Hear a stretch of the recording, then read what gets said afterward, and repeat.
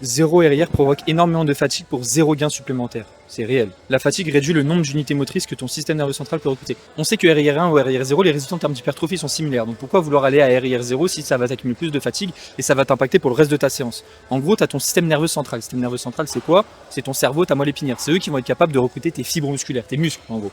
Et tu vas voir que même si c'est pas le même groupe musculaire que tu vas travailler, par exemple, tu vas faire un pec fly et un tirage vertical après, si tu t'amuses à aller à l'échec sur le pec fly, forcément sur le tirage vertical, tu seras impacté. Alors si tu t'amuses à garder une rep en réserve sur le pec fly, pour le tirage vertical, forcément tu seras un petit peu moins impacté parce que tu n'auras pas cette répétition parasite qui t'a impacté pour ta série de travail lorsque tu vas réaliser le tirage vertical. Donc tu as tout intérêt justement à garder ta rep en réserve. Après, encore une fois, ça va dépendre. Parce que même moi, des fois, il m'arrive de garder une rep en réserve. Au final, j'en ai beaucoup plus, comme les adducteurs. Après, ça, c'est un choix personnel.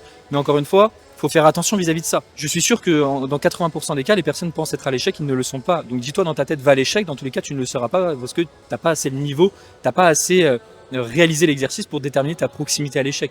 Donc c'est pour ça, moi, ce que je recommande, si par exemple tu fais 2-3 séries sur un exercice, au moins sur la dernière, aller à l'échec, tu vois. Comme ça, tu te rends toujours compte. Mais vraiment l'échec, tu sais, tu peux plus réaliser une rep avec la même amplitude. Pas tu fais des répétitions partielles de Golemont. Pardon. Je dis pas que les personnes qui font des répétitions partielles sont des Golemont, j'en fais aussi pour mes élévations frontales et pour les mollets aussi. Parce que j'aime ça, l'adhérence, c'est génial.